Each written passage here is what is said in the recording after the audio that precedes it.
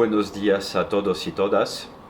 Estoy encantado de estar presente hoy y honrado por la distinción, la recompensa que me van a otorgar mañana de recibir este título de doctorado honoris causa.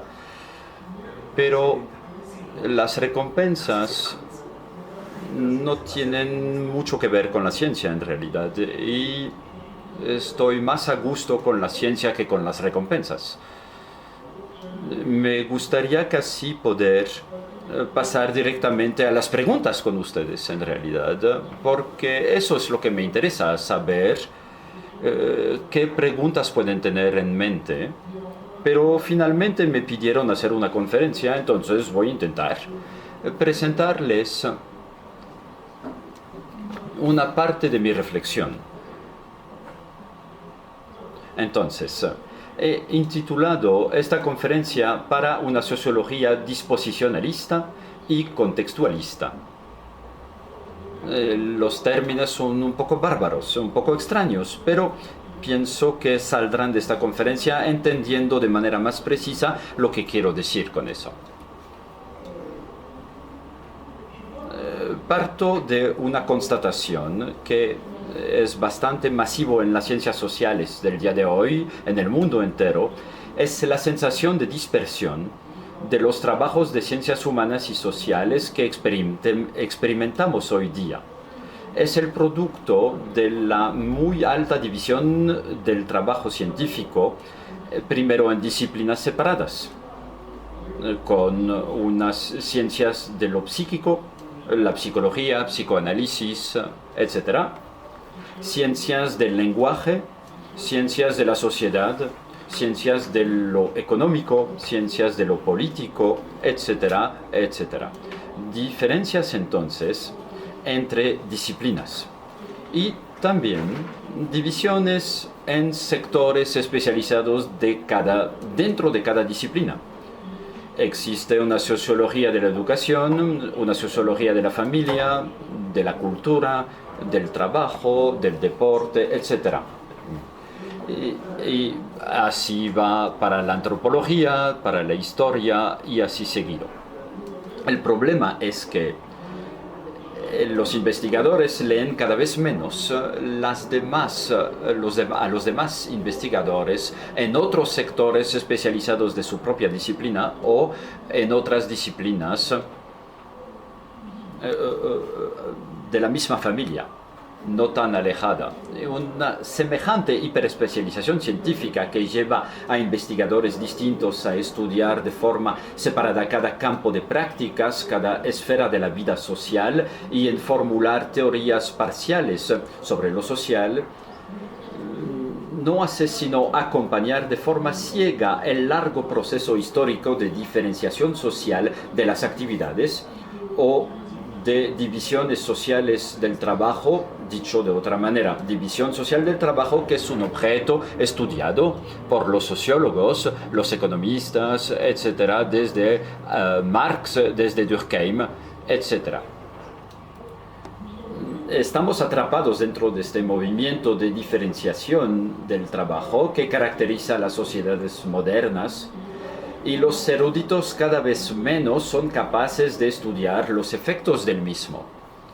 ¿Cómo lograr esbozar una visión global del mundo social cuando todo nos invita, cada categoría de investigadores, a permanecer escudriñando el funcionamiento de diminutas fracciones de este mundo social? ¿Cómo mantener una concepción compleja de los individuos en sociedad cuando las divisiones disciplinarias, primero las especializaciones internas a cada disciplina obligan a que los investigadores trabajen en dimensiones cada vez específicas de las prácticas individuales y colectivas? Responder a esas preguntas es tomar en serio lo que está en juego y los desafíos de las ciencias humanas y sociales contemporáneas, intentando reconectarnos con las grandes ambiciones científicas originales, las de Durkheim, de Weber o de Marx, pero evitando al mismo tiempo una regresión hacia formas empíricamente perezosas y teóricamente presumidas del pensamiento de la totalidad o de la complejidad. Ya no somos filósofos sociales. Podría decir las cosas así.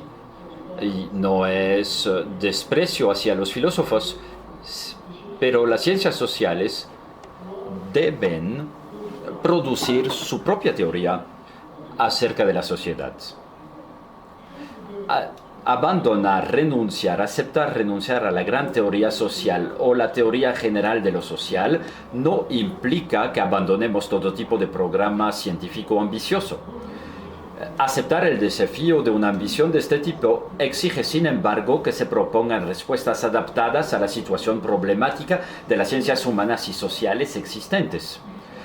Hay que, en particular, aceptar que este programa científico pueda nunca desembocar sino en logros empíricos generalmente imperfectos y parciales. Pero los distintos trabajos empíricos existentes no cobran el mismo sentido según se presenten como trabajos perfectos y completos o se entiendan y se lean como realizaciones particulares peculiares de tal o cual parte de un programa científico general. Lo que la biología o la filosofía lograron hacer con Darwin en biología, con Newton o Einstein en física, no hemos logrado hacerlo aún nosotros. No hemos logrado producir cuadros lo suficientemente generales como para dar conocimiento de la multiplicidad de los trabajos que se dan dentro de este campo. El programa que voy a intentar exponer, que responde finalmente a la pregunta de saber por qué los individuos actúan como actúan, piensan como piensan, sienten como sienten, puede sintetizarse en una fórmula científica bastante sencilla. A ver si funciona eso. No me parece que funcione. Sí. Sí. Esta fórmula, pasado incorporado más contexto de acción presente, es igual a prácticas. Entonces, una precisión primero. El más de la fórmula no es realmente un más. Podrían ser flechas en un sentido o en el otro sentido. Eso indica el vínculo entre el pasado incorporado y el contexto de acción presente para lograr entender las prácticas humanas. Esta fórmula condensa la intención de investigación que consiste en pensar las prácticas en la intersección entre las disposiciones y competencias incorporadas, que son productos por la familiaridad más o menos grande con marcos socializadores anteriores, y el contexto siempre específico que tiene la acción. Ahora bien, por desgracia se observa que la dispersión de los trabajos de ciencias humanas se amplía por la desarticulación de esta fórmula, que ya no es estudiada sino por partes, aunque se siga pretendiendo alcanzar una explicación más completa. Voy a volver en esas preguntas. El objetivo es entender las prácticas, entonces, en la intersección entre las propiedades sociales de los actores y de las propiedades sociales de los contextos en los que actúan, en los cuales insertan sus acciones. Cualquier investigador que se esfuerce en una investigación empírica específica por alcanzar un tipo de punto de equilibrio explicativo entre, por una parte, el estudio de las propiedades sociales incorporadas de los actores y, por otra parte, el de las propiedades sociales objetivadas de los contextos, combina lo que podemos llamar un disposicionalismo y un contextualismo.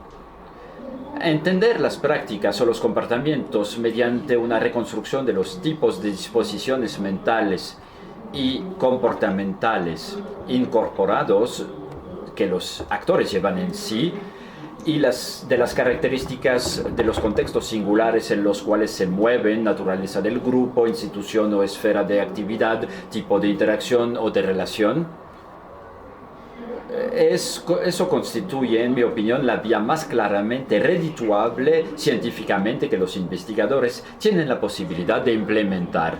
El hecho de que las realizaciones empíricas de quienes se suman a este programa siempre resulten imperfectas y no encuentren, sino excepcionalmente, el punto de equilibrio perfecto por motivos generalmente ligados a problemas concretos de limitación de tiempo de investigación, acceso restringido a ciertos datos empíricos u obstáculos sociales diversos en la implementación de los métodos, eso no tendría que poner en tela de juicio la validez general de un modelo teórico que articule disposición y contexto.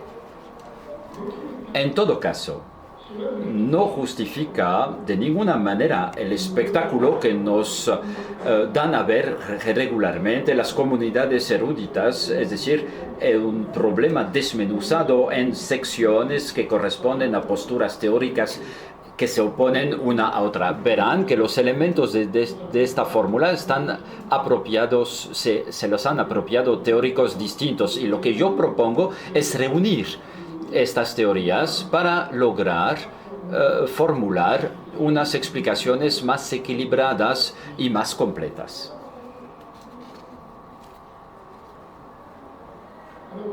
Entonces, ¿por qué hay competencia entre teorías? A menudo son competencias concretas, prosaicas entre investigadores. Estamos en campos, lo sabemos, de gran competencia, donde todo el mundo espera ser el más grande sociólogo, más grande historiador o economista. E incluso si no hay motivo de oponerse, se van a oponer. Sin embargo, entonces lo que yo propongo tiene muy poca oportunidad de ser oído y entendido, escuchado. Como soy un idealista, intento, sin embargo, decirlo, hacerlo, pero finalmente la competencia entre los investigadores hace que es extremadamente difícil de reunir a gente que están en competencia. A empezar por incorporar los aprendizajes de los trabajos de los que uno se quiere distinguir en distintos puntos es tomar el riesgo de no ser lo suficientemente notable a la vista bajo los reflectores. Por eso muchos autores, como decimos en Francia, no sé si la expresión existe en español, decimos van al otro extremo, se van directamente al otro extremo. Entonces los investigadores pasan su tiempo en pasar directamente al otro extremo para distinguirse, separarse uno del otro. No, la expresión no existe como tal.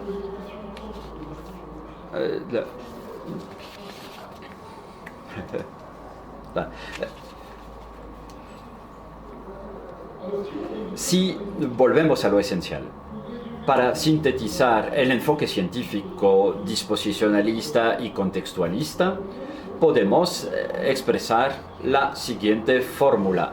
Hay que cambiar aquí. Sí. Es la misma fórmula.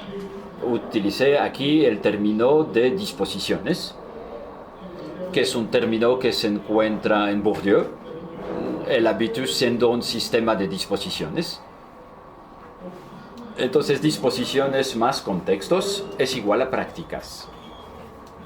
Las prácticas consideradas pueden ser de naturaleza muy distinta. Puede tratarse de preferencia alimenticia o indumentaria, deportiva o política, un comportamiento escolar o económico, sexual o cultural, profesional o familiar.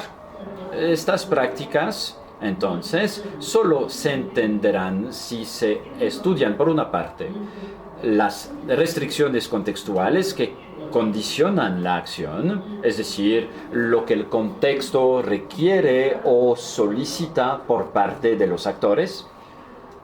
Y el campo jurídico no es el campo literario, que no es el campo sociológico tampoco. He estudiado el caso de Franz Kafka, que estaba a la vez escritor y jurista. Pueden ver muy bien que Kafka no puede a la vez actuar como jurista, como actúa como literato, hombre de literatura. Entonces se ve el papel del contexto, es la misma persona con las mismas disposiciones incorporadas, que actúa dentro de contextos distintos, dentro de campos distintos, jurídicos y literarios.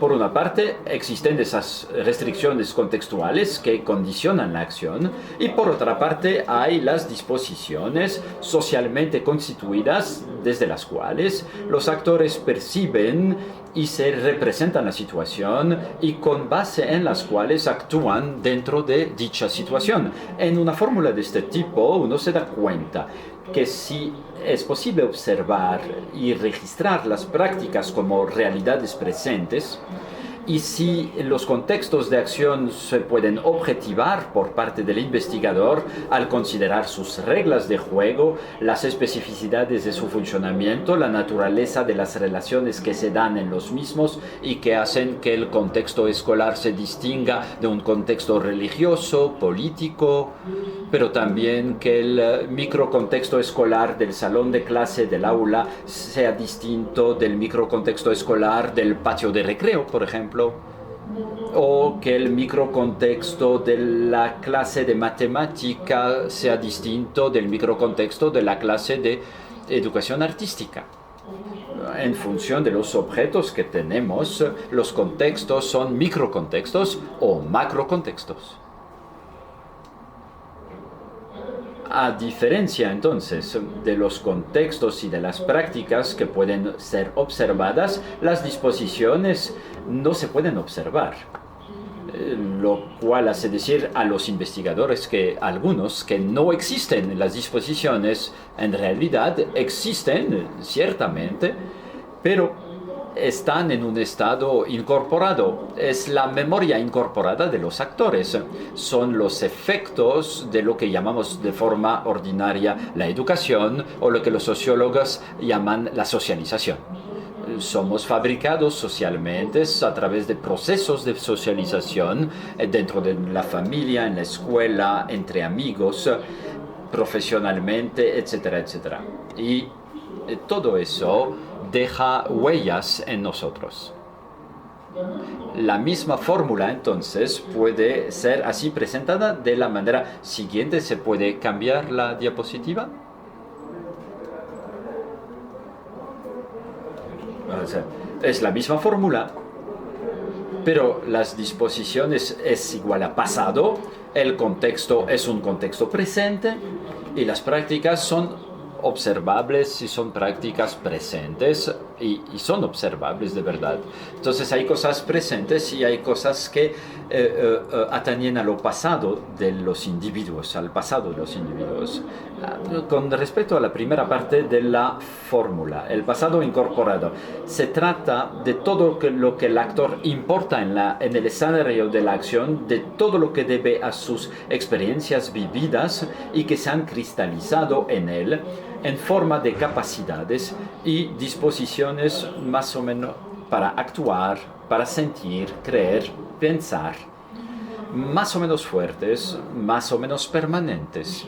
Los investigadores designan los procesos de fabricación de disposiciones y competencias como procesos de socialización, como lo decía hace rato, y hablan de experiencias socializadoras cuando desean enfatizar los cambios, lo que los cambios imprimen como cambio, transformación en los actores. El pasado incorporado no es más que el efecto de los contactos pasados más o menos precoces, más o menos duraderos, más o menos sistemáticos, con diversos contextos de acción familiar, escolar, profesional, religioso, político, cultural, deportivo. Y por supuesto,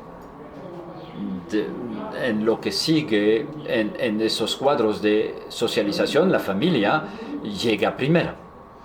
Es el primer contexto de socialización de los individuos. Entonces podemos redefinir la fórmula de la forma siguiente. Se puede cambiar nuevamente la diapositiva.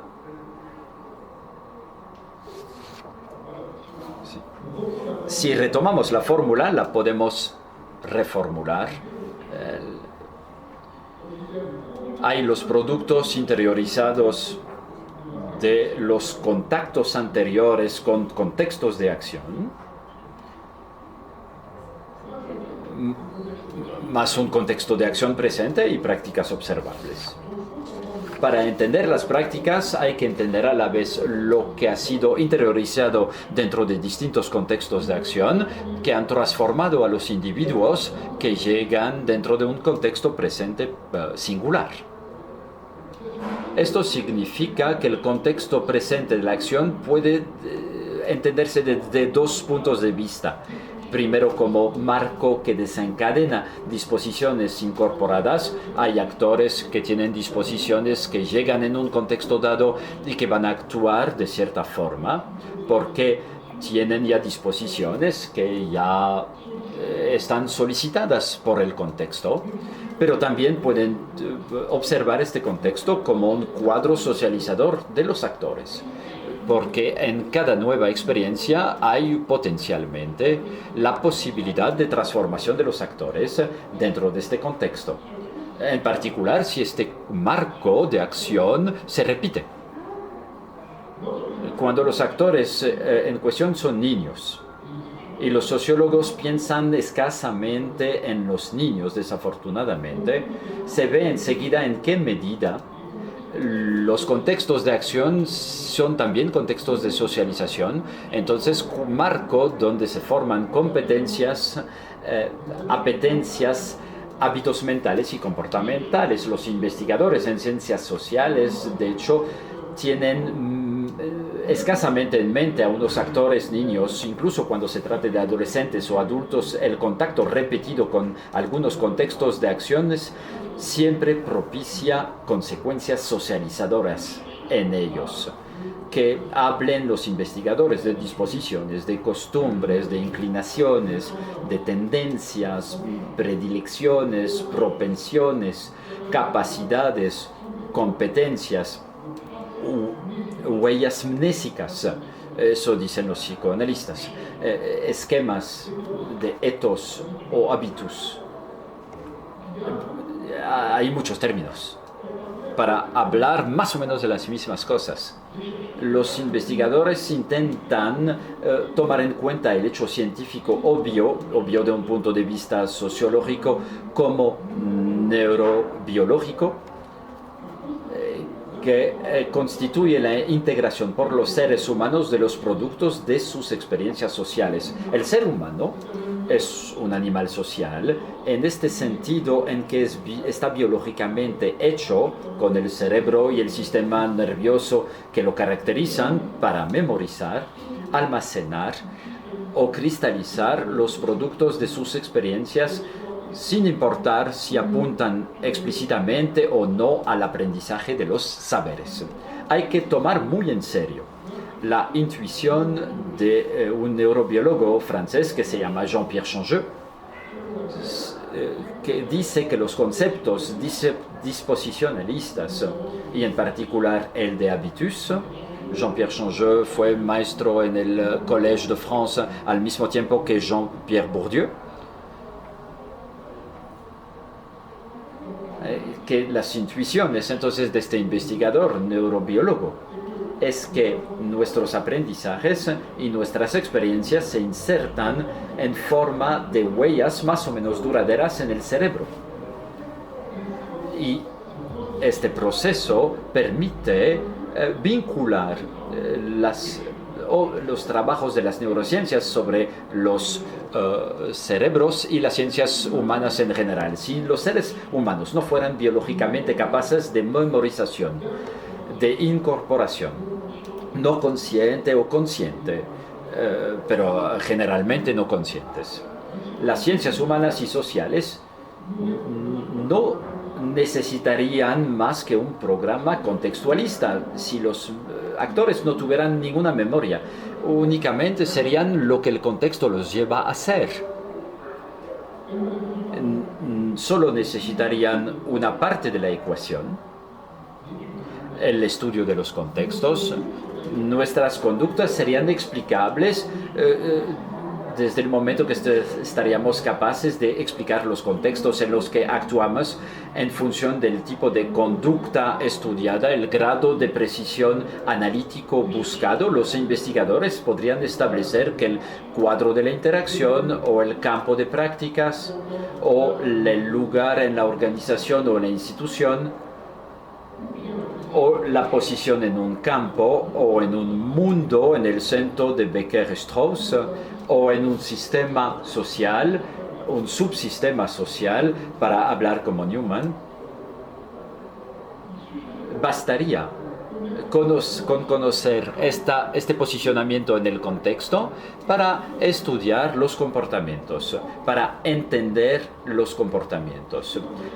Si fuera así, la interpretación en las ciencias humanas y sociales sería mucho menos compleja de lo que es en realidad. Sería mucho más fácil para nosotros. Si nuestra tarea es complicada, es porque no podemos simplemente fundarnos en el estudio de los contextos, que se trate de contexto institucional, de grupos, campos, mundos o cuadro marco de interacción.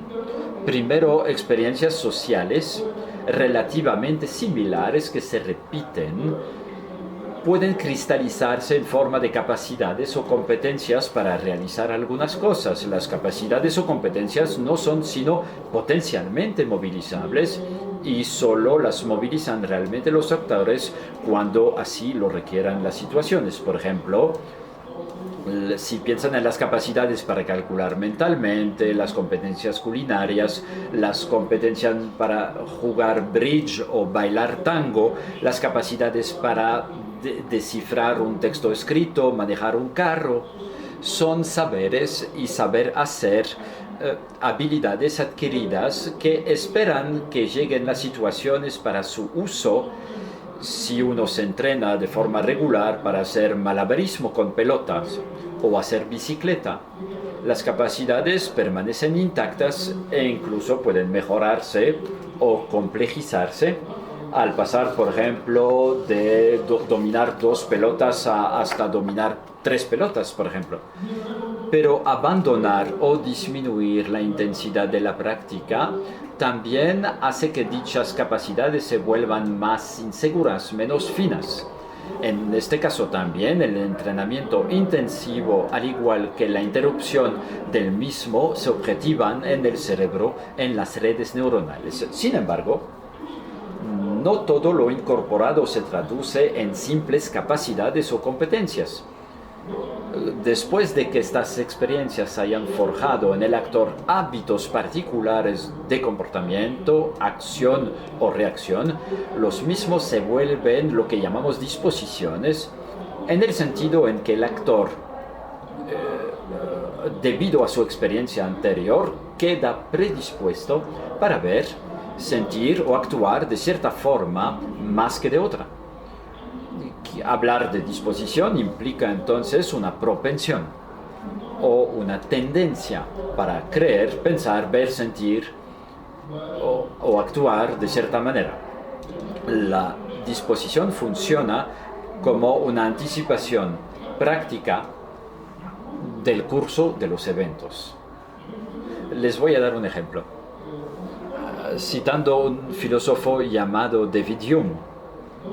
En una presentación, un compendio de su tratado de la naturaleza humana, Hume subraya la importancia de nuestras experiencias que cuando se repiten crean hábitos mentales y funcionan en el transcurso de la práctica como anticipaciones prereflexivas de fenómenos por venir.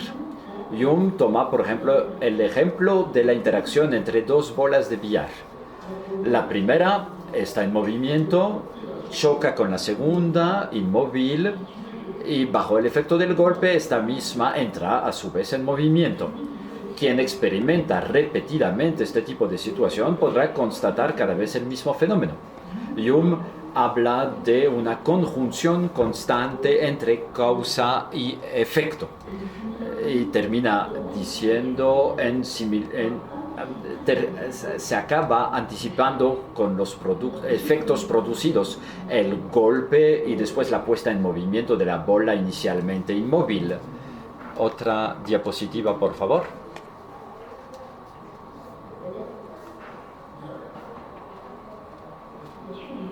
Esta es la cita de Hume. Hume dice, supongan que vea una bola desplazarse en línea recta hacia otra, concluiré inmediatamente que van a chocar y que la segunda va a entrar en movimiento. Y Hume dice que es con base en la experiencia repetida que una disposición mental se formó poco a poco y llama esto un proceso de hábito. Y esta disposición es la que lleva al individuo que percibe, que actúa en proyectar en el futuro y entonces anticipar sobre acciones que todavía no sucedieron, el producto de interiorización, el producto interiorizado de sus experiencias anteriores. Eso es lo que dice Hume.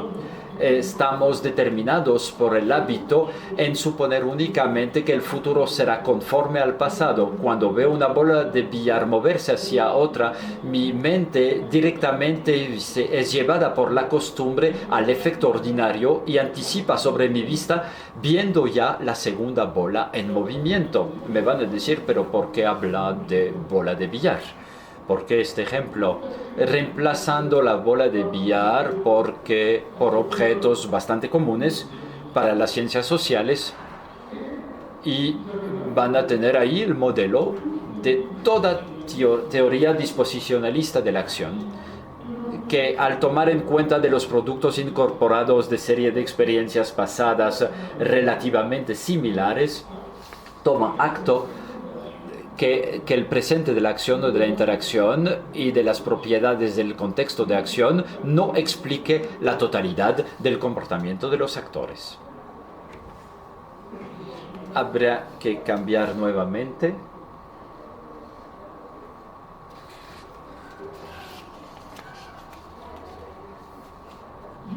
Hume dice, es por la costumbre y no por el razonamiento, no es la razón la que explica nuestras acciones.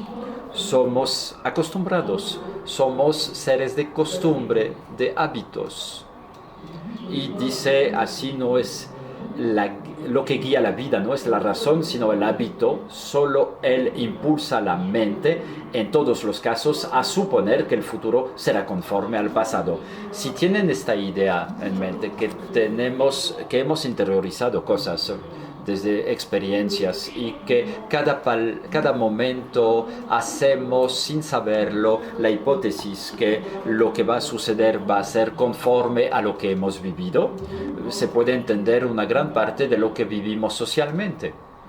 Y como no fuimos socializados de la misma forma, no proyectamos en la misma situación las mismas experiencias. Entonces, como lo decía, si reemplazan las bolas de billar en interacción en una mesa por situaciones propiamente sociales, entonces entienden que el corazón de la reflexión, el meollo de la reflexión sobre las disposiciones sociales. Pensaremos, por ejemplo, en la forma como niños, adolescentes o adultos son sensibilizados a algunos juegos de lenguaje, a algunas formas de relaciones sociales, a modos de ejercicio de la autoridad, a modos de razonamiento, a algunos tipos de comportamiento, de actitudes morales, culturales, actitudes estéticas, políticas, etc. Todo eso es el producto de experiencias incorporadas. Ante tal o cual situación, el actor actúa o reacciona en función de lo que cree inmediatamente reconocer de las exigencias ligadas a dicha situación conforme a sus experiencias anteriores. Lo que el actor percibe, ve, siente o se representa de la situación presente y lo que hace en ella solo se puede advertir en el cruce entre las propiedades de la situación referida y sus propias propiedades incorporadas. El actuar presente está de cierta forma habitado por la memoria involuntaria de la experiencia pasada. Tendencias para actuar, formas de hacer, creencias, esquemas de percepción y representación, disposiciones y competencias. Todos esos términos no se pueden reducir a unos conocimientos. Se ha visto el desarrollo de las ciencias cognitivas que tienden a reducir todas nuestras experiencias a estructuras cognitivas. Todo no está de la índole del conocimiento. Marcel Mauss, antropólogo francés, hablaba de hábito práctico o de hábito mental. Constituimos hábitos cognitivos como hábitos de acción, y es por este motivo que el disposicionalismo se diferencia de aquellas concepciones que al mismo tiempo que toman en cuenta procesos de interiorización del mundo social, reducen dichos procesos al aprendizaje de conocimientos, informaciones o significados.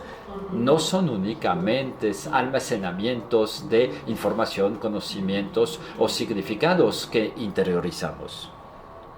En todas las sociedades humanas existen grupos, formas de vida y de actividad colectiva e individuos que son socializados y actúan dentro de esos grupos o formas de vida colectivas. En todas las sociedades humanas se acoplan unas disposiciones y competencias con contextos de acción cuya naturaleza varía en función del tipo de sociedad, pero dentro de una sociedad particular en función de las clases, el sexo, la pertenencia generacional, etcétera, etcétera.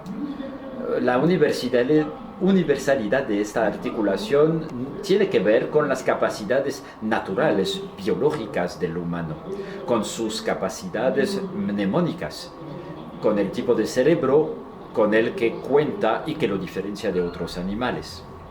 Entonces, si olvidamos el pasado, porque una parte de los investigadores olvidan una parte de la fórmula, que es el pasado. La fórmula que articula pasado incorporado y contexto presente de acción tendría que tener un papel central, me parece, en la explicación en ciencia social. Sin embargo, algunas teorías de la acción proceden como si los actores estuvieran sin pasado, de cierta forma actores amnésicos y actores totalmente moldeables por efecto de las limitantes que tensan los distintos contextos de acción. Dichas teorías se interesan menos en los actores actuando que en la acción en sí, sin importar la historia de los actores. Presuponen entonces que es posible hacer el análisis del mundo social sin pasar por el estudio de los actores, o que los actores son unos adultos definitivamente constituidos y que nunca han sido niños, por ejemplo. no se interesan en el estudio de los procesos de socialización, procesos de construcción de la memoria, de las memorias, en los procesos de construcción de los hábitos mentales y comportamentales. Entonces, ¿en quién estoy pensando aquí? Pienso que tienen en mente ya algunos autores o teorías, la teoría de los sistemas sociales que excluye a los actores. En Luhmann, por ejemplo, el estudio de la orden de la interacción, independientemente de las experiencias pasadas de los actores. En Goffman, por ejemplo, Goffman piensa escasamente en la cuestión de saber cómo han sido formados los actores que entran en interacción. Los actores no tienen ningún pasado incorporado. Las sociologías que estudian las organizaciones, las instituciones o sistemas de acción y que se limitan en tomar en cuenta la postura de actores dentro de esas instituciones, organizaciones. En Francia tenemos lo que llamamos la sociología de las organizaciones, que es una sociología del trabajo, que generalmente olvida el pasado de los actores dentro de la organización. Las teorías de la acción racional, que son muy conocidas, que les dan a los actores homo economicus o actor, calculador y estratega, les dan una psicología universal un tanto pobre, sumaria. Las sociologías llamadas pragmatistas, que les otorgan ciertas competencias a los actores de los que no sabemos la historia, no sabemos cómo han sido formados. Todas estas teorías concurren en desequilibrar la fórmula científica, eludiendo uno de sus términos. Habría que pasar a la otra, por favor. Es bastante sencillo, como ven, todas esas teorías que pretenden explicar las prácticas únicamente a partir de la descripción de contexto de acción, mediante sistemas, organizaciones, instituciones, grupos, cuadros de interacción, pero quitamos el pasado de los actores. En algunos trabajos etnográficos, los investigadores llegan a veces a considerar que su trabajo de análisis ha sido terminado una vez descrita precisamente una situación o el curso de una acción, o posteriormente a la descripción de algo descrito como una regularidad, reglas de conversación, gramática de la acción, estructuras invariantes de la relación, de la actividad, pero se topan entonces con un hecho ineludible. O sea que es imposible verdaderamente entender por qué unos individuos reaccionan de forma distinta y en ocasiones contradictoria ante los mismos estímulos externos, los mismos contextos. Si se olvida que al ser caracterizados por muchas experiencias pasadas distintas, ingresan en un contexto cargados por un pasado entero, incorporado, sedimentados por formas más o menos duraderas de ver, sentir y actuar. Pero los investigadores que en primera instancia le dan más atención al peso del pasado, como Elias o Bourdieu, también pueden olvidar el pasado incorporado de forma paradójica, o investigadores que se inspiran de su teoría también pueden olvidar el pasado incorporado. Por ejemplo, Norbert Elias, que hablaba de habitus, no era la misma definición que el habitus de Bourdieu, pero hablaba de habitus y de interiorización de las limitantes sociales. A menudo en su razonamiento no toma en cuenta sino de los efectos de relación de interdependencia entre los individuos. No reconstruye el pasado de los individuos que están en relación de interdependencia entre ellos. Es un problema. De la misma forma, investigadores que se inspiran de la teoría de Bourdieu, o Bourdieu, el propio Bourdieu, en algunos de sus textos, tienden en reducir la teoría a una teoría de los campos, a explicar todo por el posicionamiento en un campo, olvidando que este posicionamiento no es nada sin las disposiciones incorporadas de los actores que ocupan dichas posiciones. Ahí también, en este caso, también hay un desvío hacia el contextualismo, en tomar en cuenta únicamente la posición en el campo, por ejemplo, un campo literario, entender que Flaubert, para tomar un caso que Bourdieu estudió, entender a Flaubert a través de su posicionamiento en el campo y no por el proceso de socialización de Flaubert, desde su experiencia familiar, sus experiencias escolares, sentimentales, literarias por supuesto también, para entender su producción literaria. Entonces, el olvido del pasado incorporado puede existir en autores que han insistido, sin embargo, en un momento de su trabajo sobre la importancia de dicho pasado incorporado. Voy a ir un poco más rápido sobre el segundo olvido. Si puede pasar. El segundo olvido es el olvido de los contextos. Voy a sintetizar lo que quiero decir, pero si toman en cuenta únicamente del pasado incorporado, sin tomar en cuenta el contexto en el que actúan, no pueden entender tampoco lo que sucede. La tendencia de estos investigadores es considerar que, por ejemplo, el habitus, en el caso de Bourdieu, o la teoría psicoanalítica que le da a la experiencia familiar muy precoz un papel determinante, que hace que pueden deducir todo lo que va a suceder a continuación.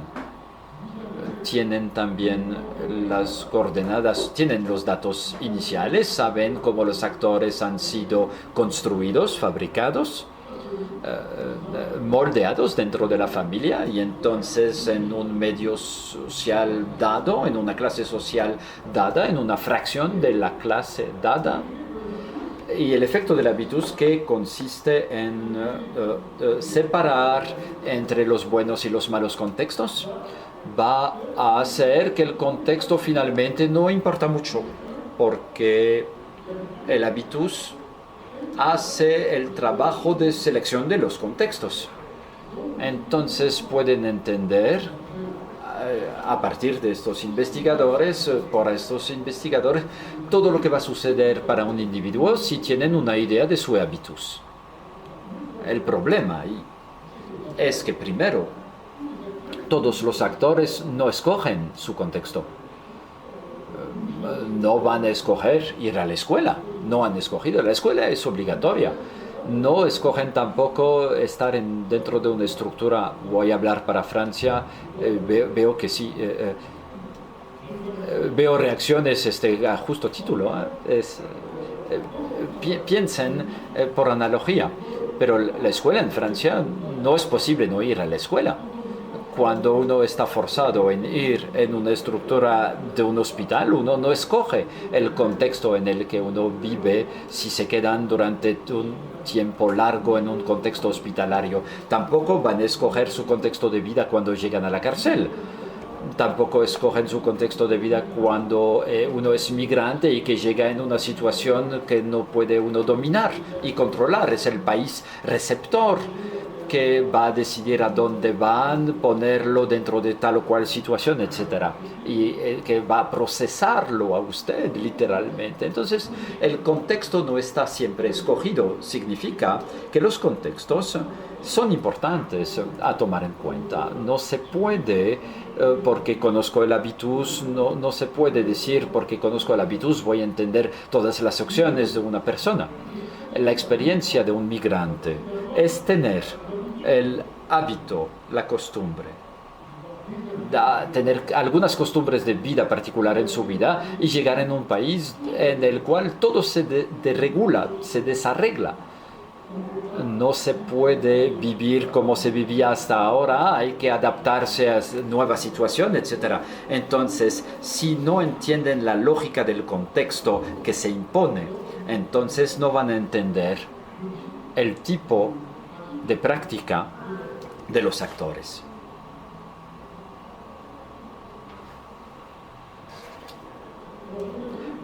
Llego entonces en la pregunta del habitus y del campo, que es algo que desarrollé bastante en esta conferencia. Hay una fórmula. Para quienes conocen bien el trabajo de Pierre Bourdieu, tal vez desde el inicio ya tienen en mente el hecho de que mi fórmula, pasado incorporado más contexto presente es igual a prácticas, se parece mucho a una fórmula que es la de Bourdieu. Vamos a pasar a la otra diapositiva, por favor. Bien. La fórmula de Bourdieu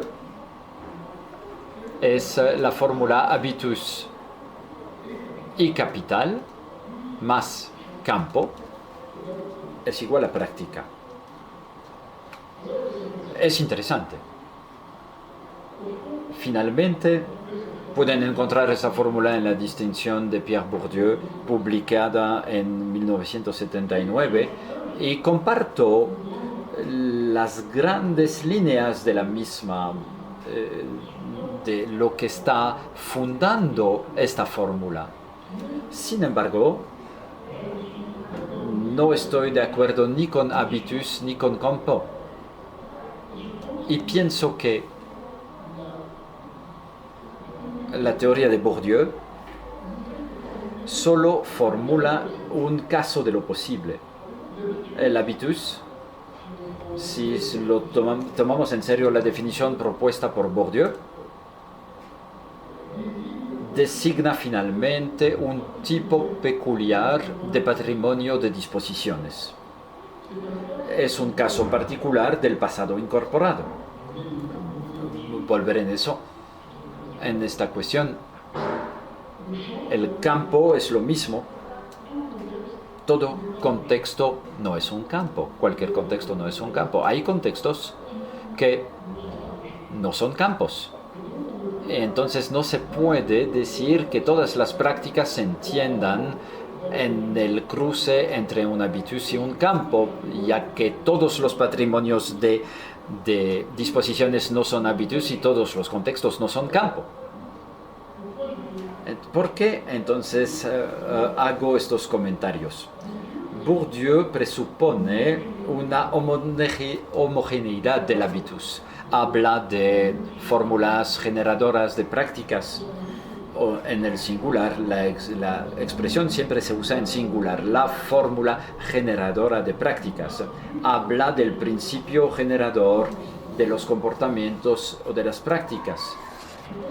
Pienso que no es posible definir un habitus o un patrimonio de disposiciones de forma tan homogénea como si se pudiera tener una definición muy general que haría que una vez constituido el habitus de alguien, por ejemplo, al estudiar su comportamiento alimenticio, se va a poder entender sus comportamientos culturales, políticos, lingüísticos.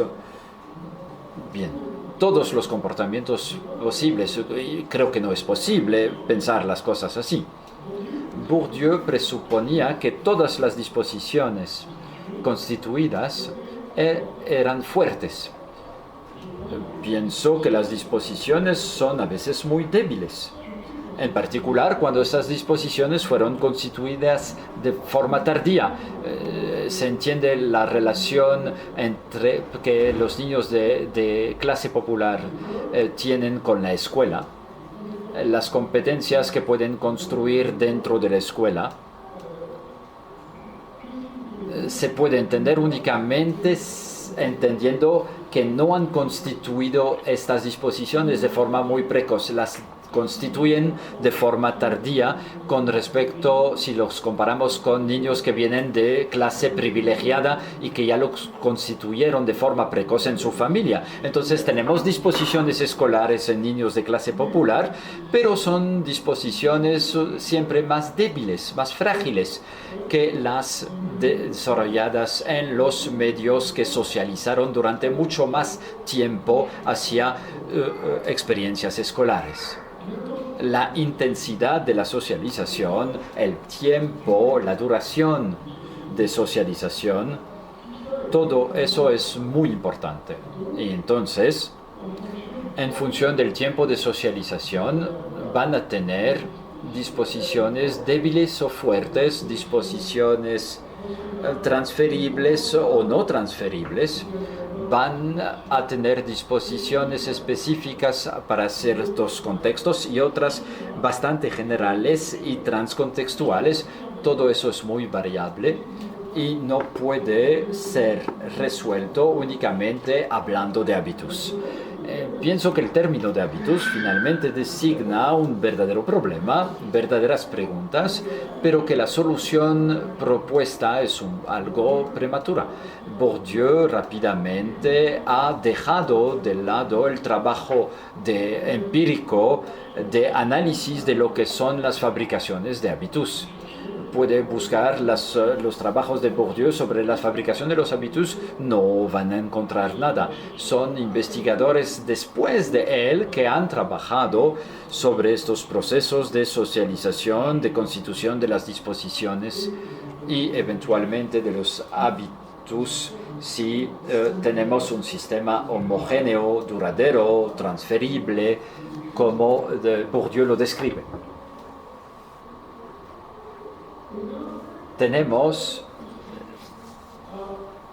Estamos confrontados también a algunas divergencias entre el campo y lo que es el contexto de acción. No todos los contextos son campos. Pienso que Bourdieu tenía un problema con la generalización de la teoría. Quería generalizar en exceso demasiado rápido. O eso le llevaba a hablar de campo, aunque no se tratara de campo. Por ejemplo, habla de campo doméstico para hablar de la familia. Y pienso que muy precisamente una familia no es un campo. Entonces se necesitaría mucho tiempo para poder convencerlos de este tipo de preguntas, pero Bourdieu habla a veces de campo doméstico y es solo una metáfora. El propio Bourdieu, indicó que el campo literario existe únicamente en un momento dado de la historia. Significa que hay sociedades sin campo literario. Hay una historia del campo, hay una historia, hay experiencias, prácticas de la literatura o del arte, sin importar cómo lo llamamos, pero ha habido teatro en Grecia antigua, en la antigua Grecia, y no teníamos campos según Bourdieu. Bourdieu ha estudiado la sociedad kabyle, que es una sociedad sin campo. Los campos son productos históricos de un largo desarrollo de diferenciación de las esferas de actividad. Son campos del poder, como lo decía precisamente en algunas de sus obras, y cuando ven los campos estudiados por Bourdieu, son únicamente campos de poder. Cómo entender las clases populares, las clases medias, con la noción de campo, mientras que la noción de campo atañe a los actores en clase dominantes que luchan para la apropiación de un capital específico de un campo, que estén en un campo periodístico, jurídico, religioso, político, económico. El campo de los grandes patrones, el campo científico, por supuesto. Todo eso son campos dominantes. Entonces, se entiende de por sí que no se puede entender todo a partir de la fórmula habitus más campo es igual a práctica. Pero Bourdieu tenía razón de ir en este rumbo, de ir en el rumbo de cruzar precisamente las propiedades de los actores, las propiedades incorporadas de los actores y las propiedades de los contextos. Entonces, lo que puedo decir es que finalmente la sociología que yo propongo es una sociología que intenta reunir fuerzas de explicación. Es, en lugar de dejar a que gente estudie en el contexto sin estudiar el pasado incorporado, o dejar a que gente trabaje únicamente sobre el pasado incorporado, pasando por alto las propiedades de los contextos. Lo que yo pienso es que es absolutamente necesario equilibrar nuestros trabajos e intentar ver cómo los actores son a la vez atrapados en contextos, en restricciones, en limitaciones internas, interiorizadas, y dentro de limitaciones externas, las que provienen del contexto en el que tienen que actuar. Pienso que